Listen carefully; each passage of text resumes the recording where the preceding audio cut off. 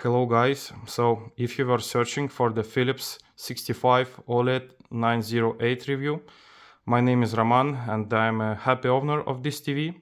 So I'm gonna tell you my personal experience about using this TV for 2 weeks, and if you would like to see any measurements, you could just search on the forums for people who had measurement equipment, could show you max brightness and stuff like that. But I'll try to show you things that you won't find in the reviews. So just let's get started. Talking about the screen, as you can see, it's black. It's not as reflective as the last screen models.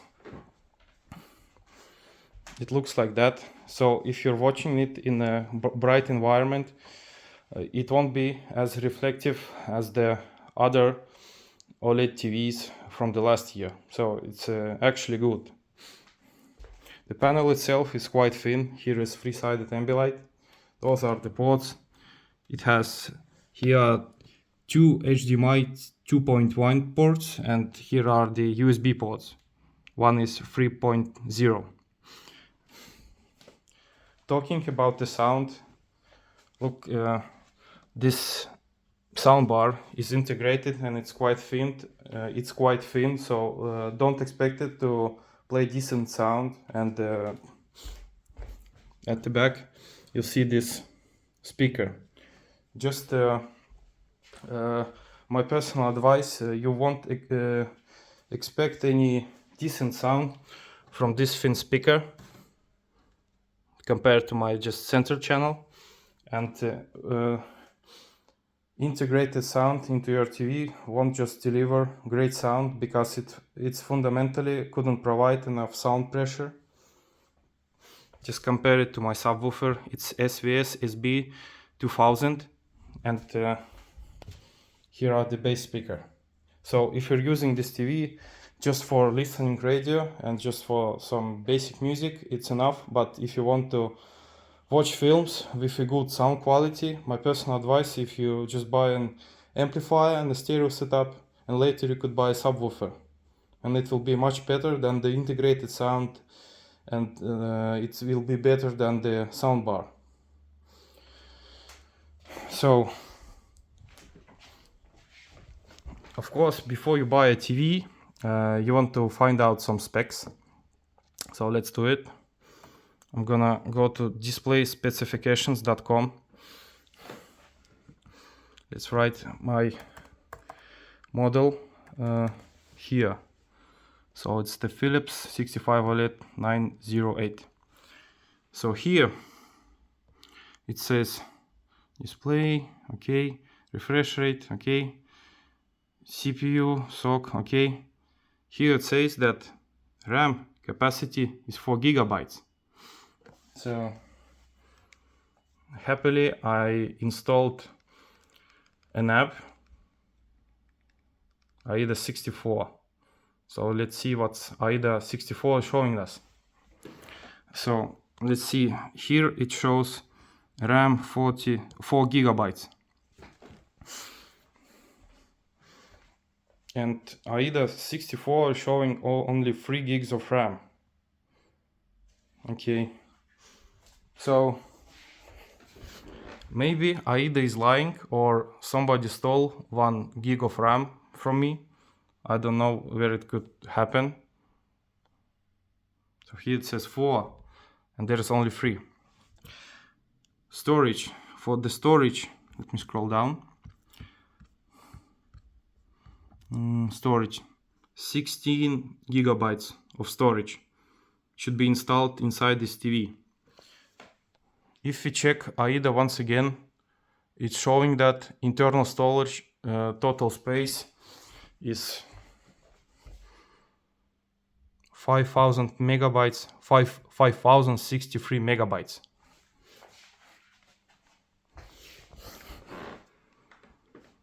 So maybe someone stole some storage as well as RAM capacity.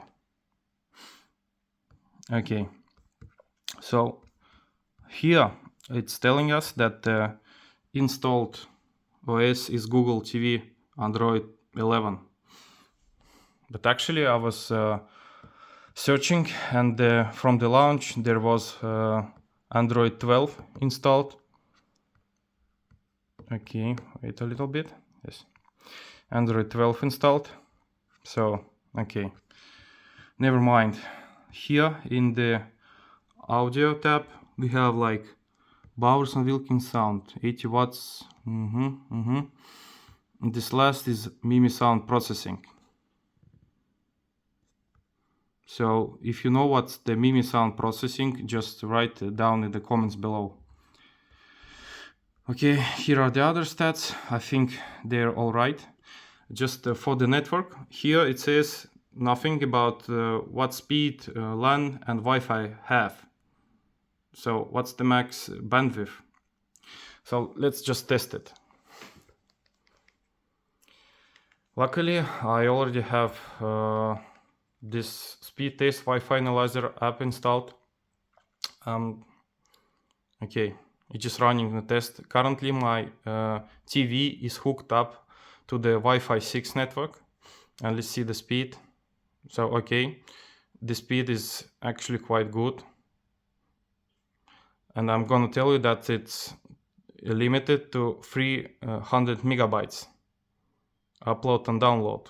So if you have like 500 megabyte speed in your local network, this TV can only handle up to 300 megabytes. As talking for the wired Ethernet, let's see. I'll try to find the Ethernet port. Yes, now we got it.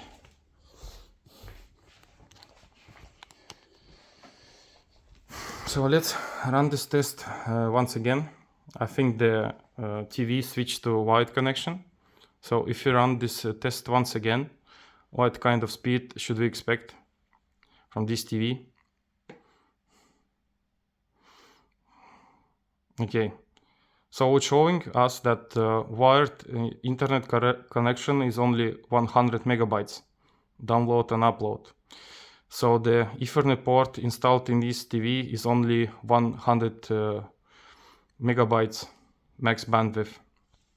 So that's not too great, but it could be easily fixed if you happen to have this dongle here. So, but just don't buy cheapest one. It's the USB Ethernet adapter, and buy, I don't know, decent one, because this one is crap, but it could enable 1 gigabit pass-through.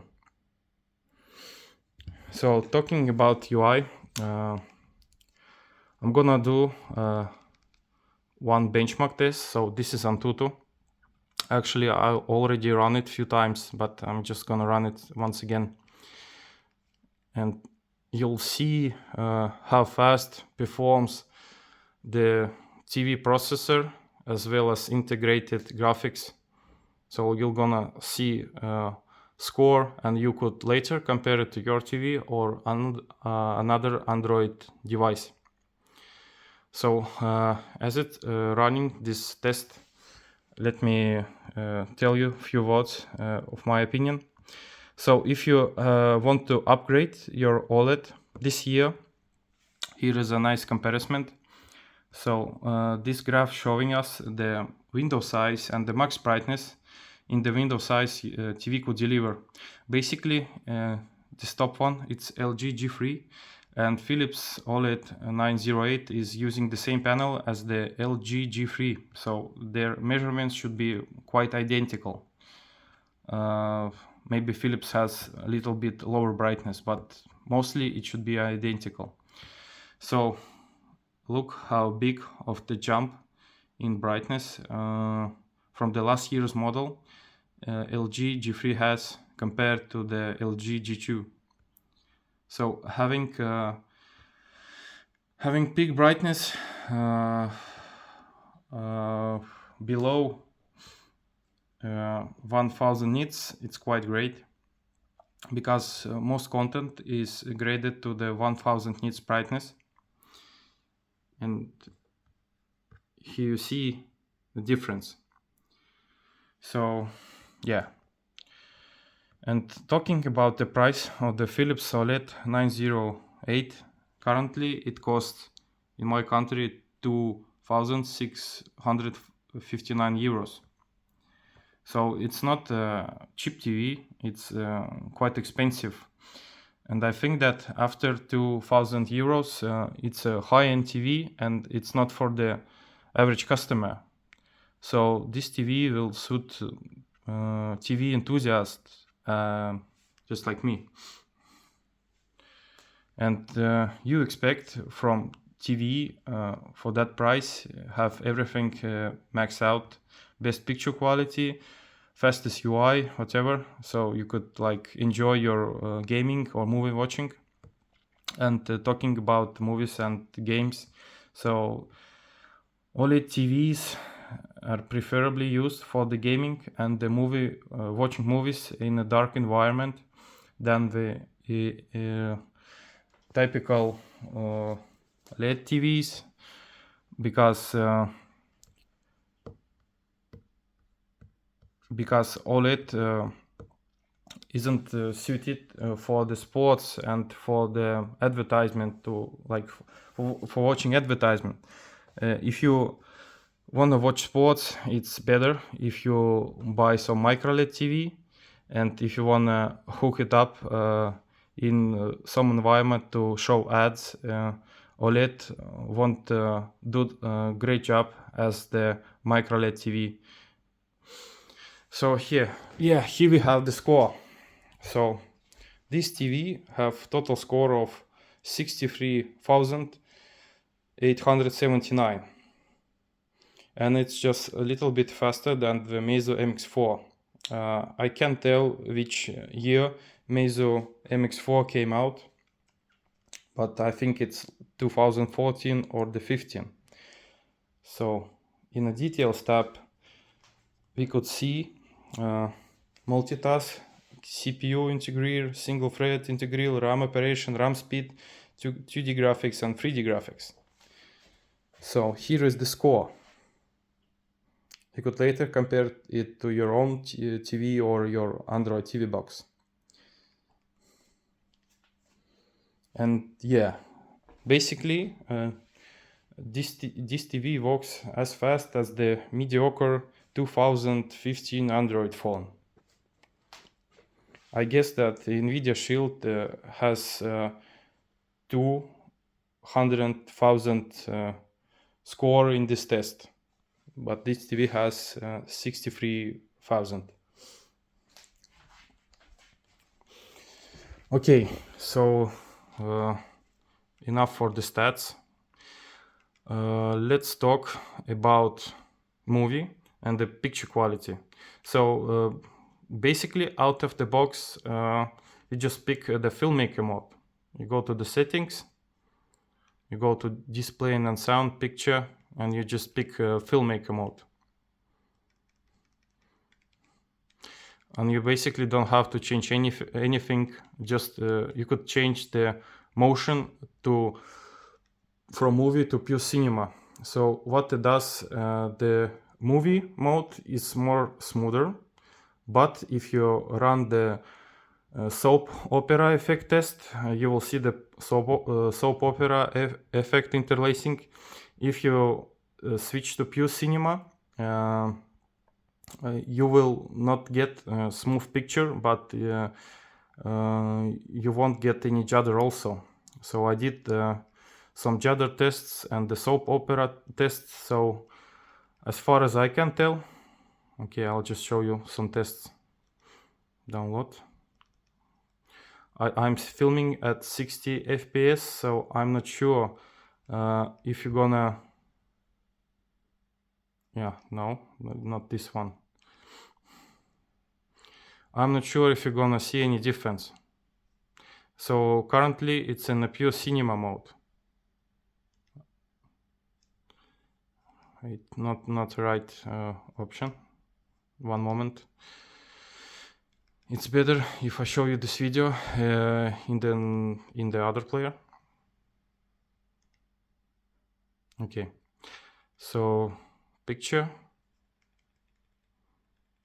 motion, and it's pure cinema. Let's turn it off. And let's switch to the movie. So in movie mode, it's running smoother, and I was watching the latest Transformer movie in the motion movie mode, and it felt smooth. But when I ran soap opera tests, there was some artifacts. But in the actual movie, it works quite good. So yeah, pure cinema is to see 24p content as it should be, and if you want a smoother playback, you just switch it to movie. I'm using pure cinema. Yeah. So one thing about the movie watching, let me turn off lights and just pause it.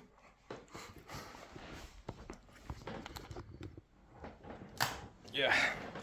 So basically, I need to get rid now. Okay, I'll try to explain.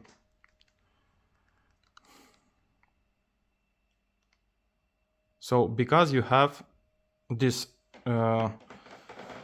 soundbar thing installed under your TV, those black, how do you say it?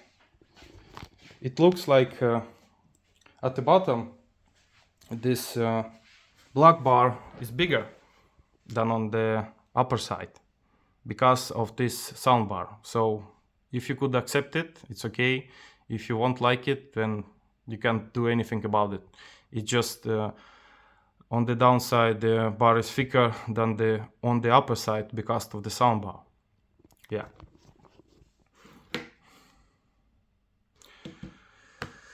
So let's see another page. Let's see, I don't know, maybe flat panels. What flat panels gonna tell us about this TV?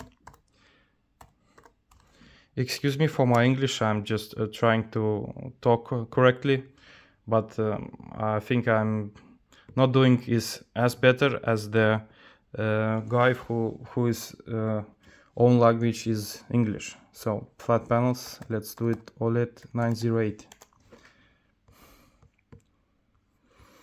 Okay, yes, here it is. So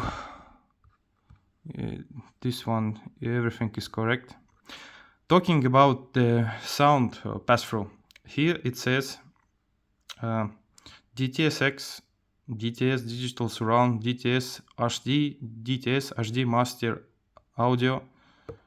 It says it can't pass it. So let's do a test. I'm gonna turn on lights again.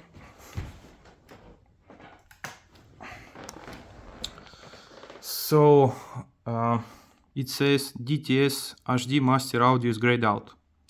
So this is DTS high resolution audio. I'm gonna play it. I'm gonna just turn off sound. Yes. And look at the receiver. DTS HD high resolution audio. So this TV actually can pass through DTS tracks. Well, actually I tried, it can pass through any DTS track. So if I select this DTSX video, open it up, let's go see receiver. So it's actually telling us DTSX master audio. So this TV doesn't have any problems of playing DTS tracks. So that's actually quite good. As talking for the Dolby True HD, I can tell you that it can't pass through Dolby True HD Atmos for some reason. Maybe it's copyright issue, maybe it's something else.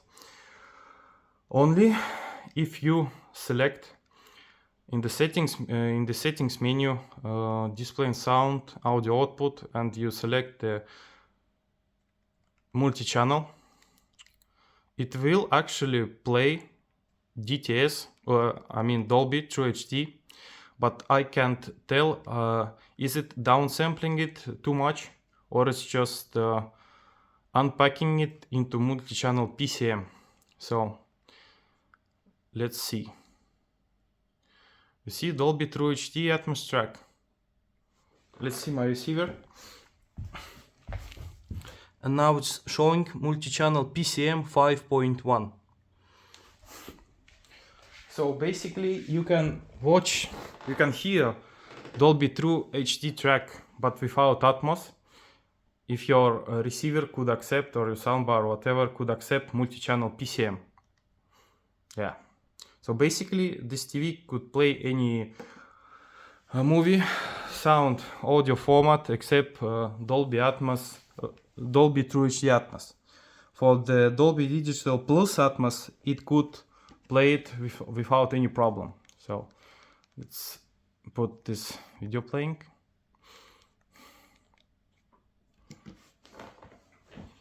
And let's see my receiver once again.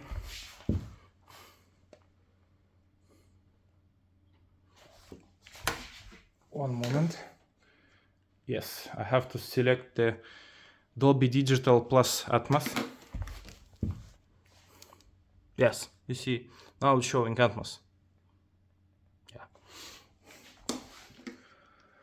Yeah. One thing I forgot to mention, that this year's model doesn't have a Philips Hue support.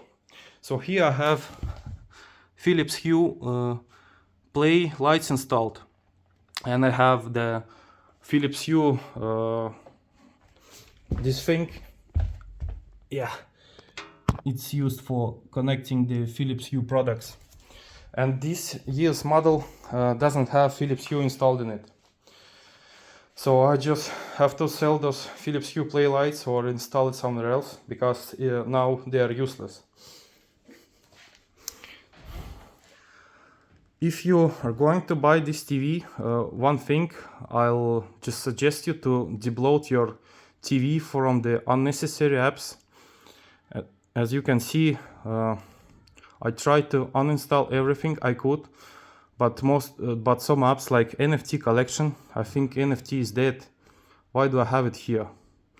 And I couldn't even uninstall it from the apps menu. So forced stop, but I couldn't uninstall it. So this app is bloatware. It would be really nice if Google let you choose at first startup. Do you want to use all the pre-install apps, or you could select just a pure Android without anything installed? So yeah, that's quite bad. I did uninstall everything I could, and the other apps is what I use. So this NFT collection, it's just a bloatware. So let's talk a little bit about Ambilight. I'm gonna show you some Ambilight videos. Okay, wait a moment. Ambilight test. Ambilight test. Ambilight test. No. No, it's not that. Ambilight test. Ambulance test. Jesus Christ. I guess I just couldn't spell it correctly. Ambilight. Ambilight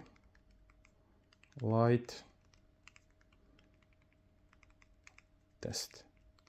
Okay, now we're good to go. Now let's pick the first video. I'm gonna turn off lights so you could see it. As far as I can tell, I'm using in the remote. I'll show you how the remote works also. I have natural preset, and my wall behind my TV is white. So I think it works actually good. It catches up colors pretty quickly. Here how it looks in dark environment. And having Ambilight, it's quite a good thing, because if you're watching your TV for the long time, your eyes won't get tired as much as you're watching without Ambilight. And if you're just tired from the Ambilight, you just click here on the Ambilight button, and you just could turn it off or set say one static color. So it's not a big deal. Yes, you could just turn it off and watch your TV like that. And if you like it, you just set any preset from the standard, natural, sports, vivid, and gaming. Let's see how vivid works here. And you could set any brightness. You got lower brightness. You can set higher brightness. It's not a problem. So the ambilight looks quite good. Only for the movies, the black bars, their ambilight is catching the image under the black bars and showing it on the wall, and so yeah, you'll see those black bars. Philips Hue demo. Okay, let's turn on this one. I just don't wanna catch any copyrights, but it's how it looks. So it actually looks quite good. I don't have any problems with ambilight. It's good. Okay, so I'm gonna show you how this remote looks like. So it's not a regular remote. It has this USB-C. Wait. It has this USB-C charging port, so you could save some money on batteries. And when you flip it and when you just pick it up, it lights its buttons. So if you press here, you'll get a numeric pad, and this way you just turn it off. This remote is quite good.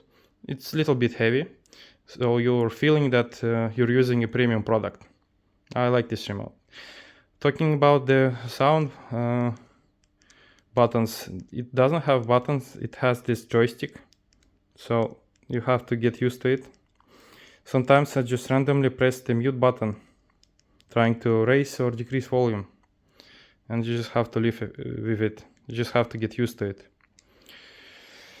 Yeah, the overall HDR brightness, it's quite good in the filmmaker mode. So out of the box, you just pick the filmmaker mode and you just don't have to change anything. Maybe you just could change the color temperature. From the start it's warm, but I prefer normal. So yeah, just pick any option you want. I'm just using normal. Here you could select light boost. I'm using it medium, and so you could just pick maximum. It will get really bright. Yeah, so I'm just using medium. Okay, one thing I want to tell. When you're going to your local shop and you're just want to see the picture quality, I think every OLED is showing some like where is this video? I'll try to find it. LG, wait, LG Smart TV. No, it's not that.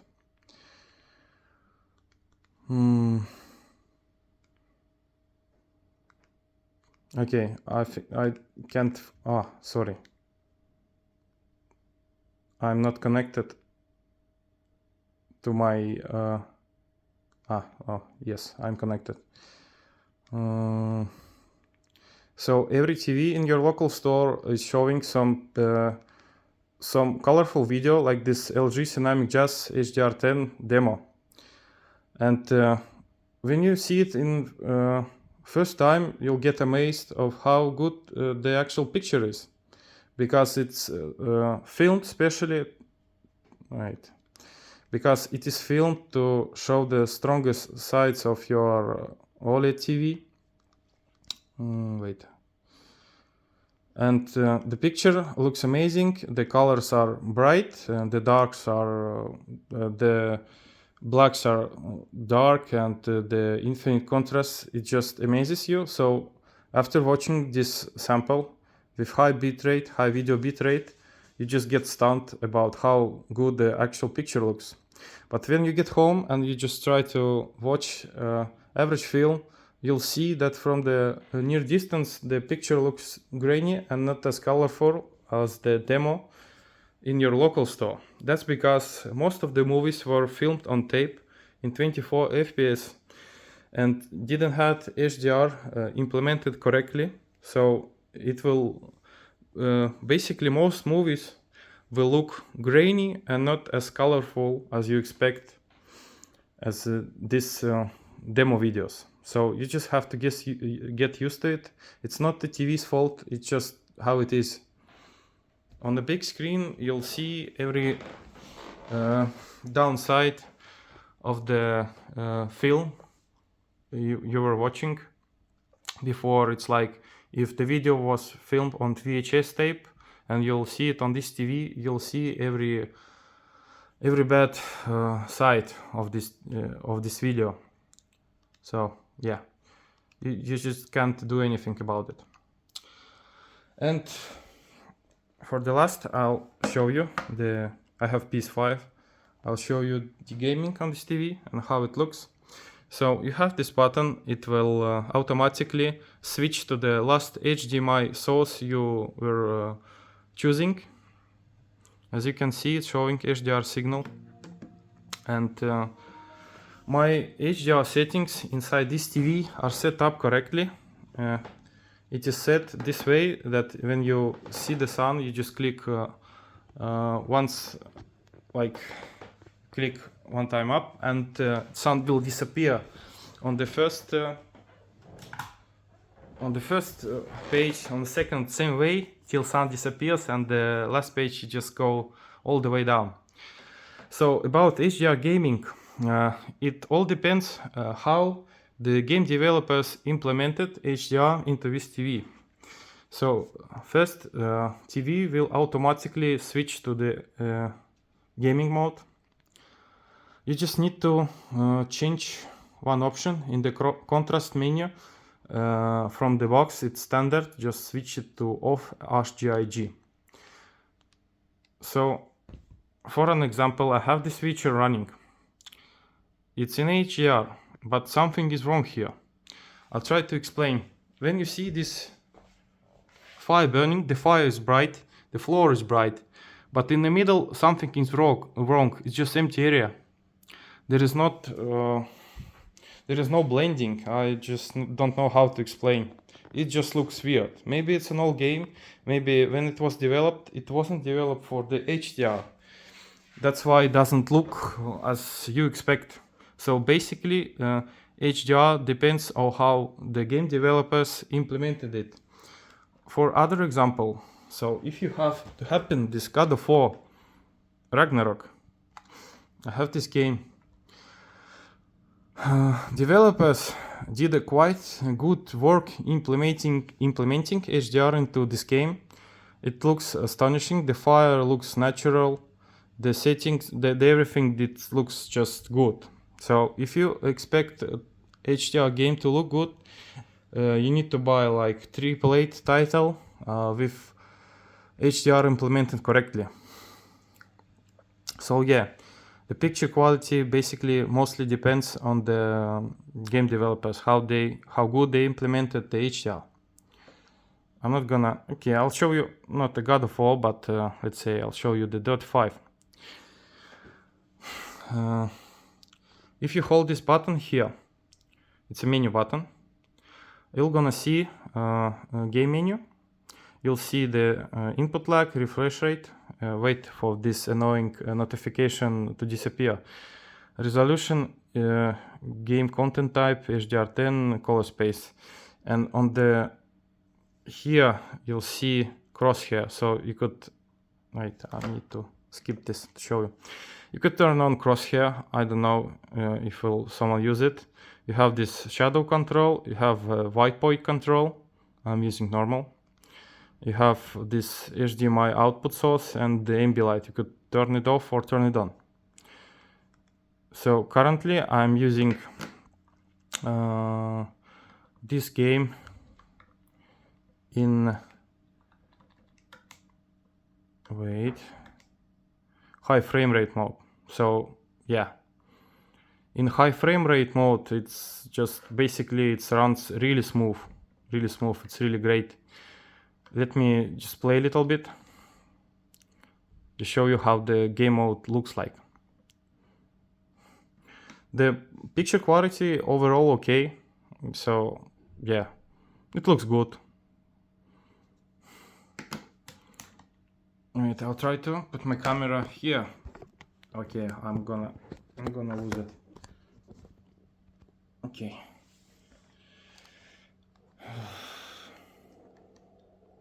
So the ambilight is automatically set to the gaming mode, so it's a little bit flashy. So yeah, you have to, each time you have to manually switch it back to the natural mode or the any other preset. The game looks great. Yeah, here the developers implemented HDR correctly. Okay, my remote is empty. I have to charge it up. Wait a minute.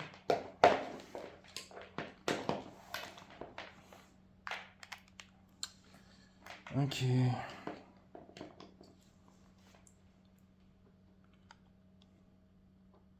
Okay, now here we go. So yeah, basically HDR looks good. So okay, it just depends on game, and it's better if you're like buying this TV for 5 years at least. If you go to your local store and compare it to the other TVs there. I think for the price, the nearest competitor is LG G3 because it's cheaper, but it doesn't have the stand, so you have to mount it on the wall or the buy stand separately.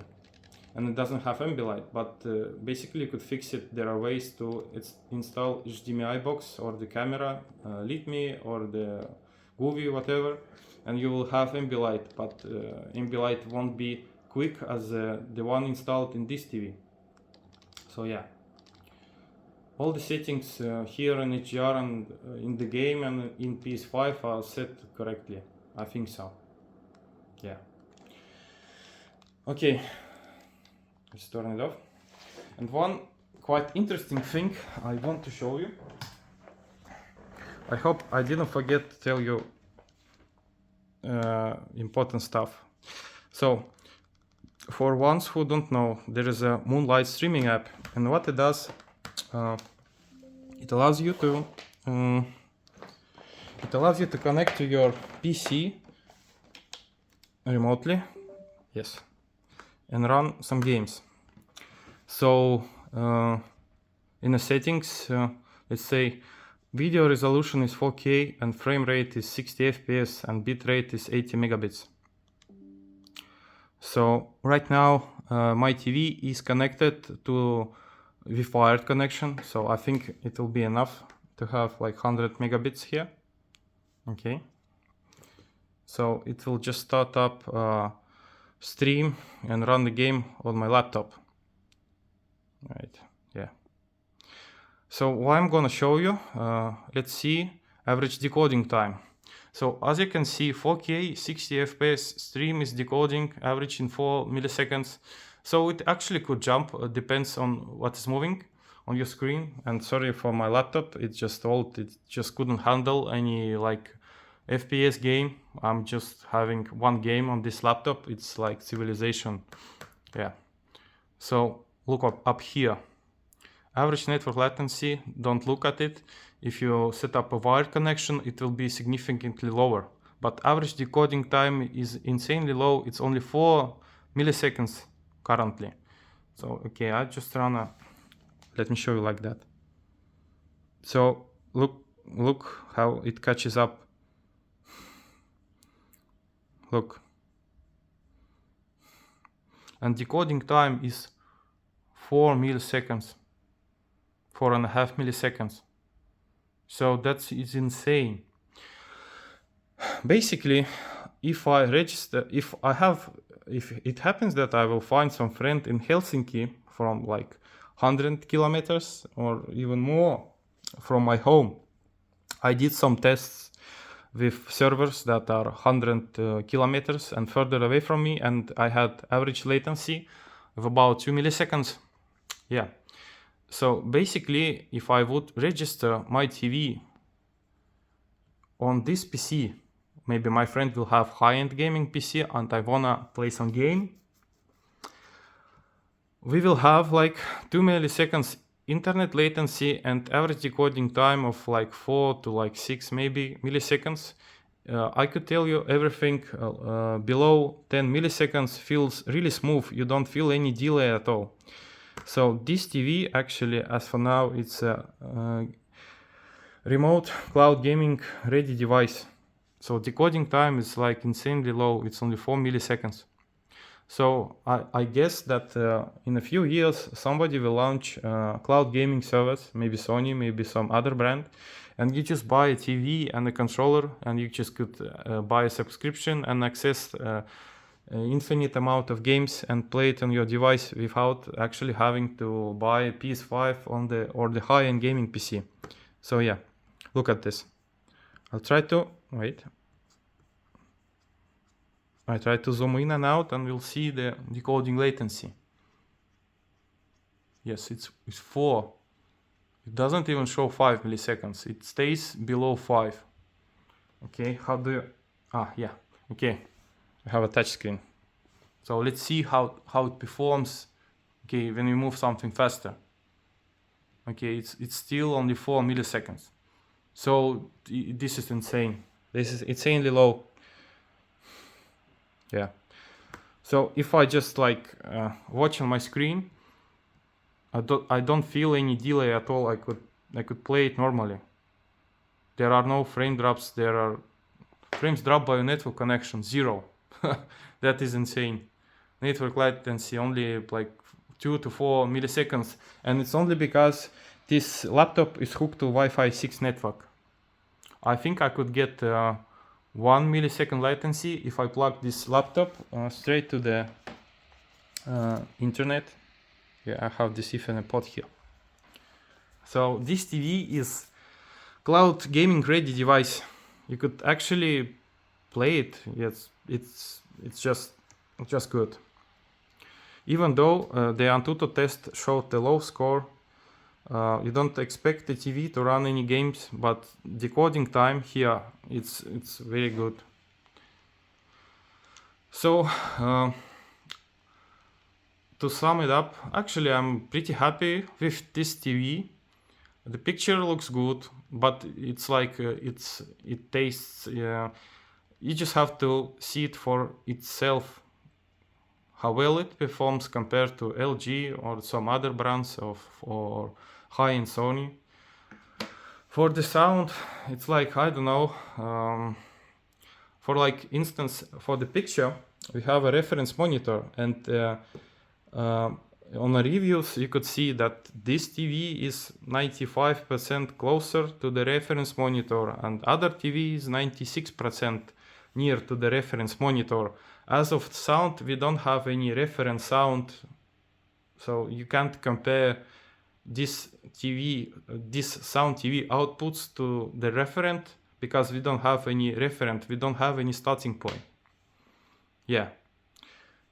As for the Wi-Fi 6, yes, it's only 300 megabytes. As for the installed Ethernet port, it's only 100 megabytes. But if you need faster speeds, you just buy this plug. It's USB 3.0. Okay, your USB 3.0 slot will be occupied, but whatever. Do I debloat and uninstall any unnecessary apps? Just run a filmmaker mode and you're good to go. You're ready to watch some movies and enjoy your TV. The brightness, overall brightness, is quite good.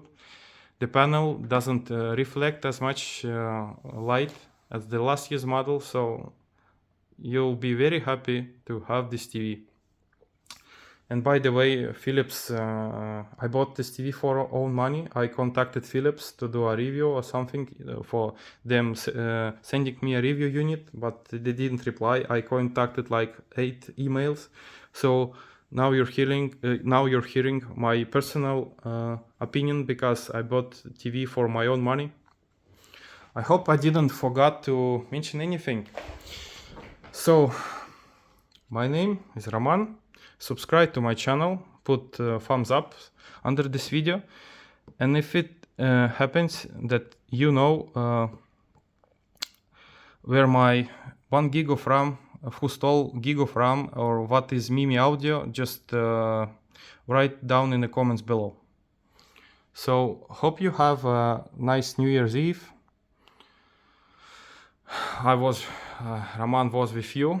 Put thumbs up, subscribe to my channel, and have a nice New Year's. Bye.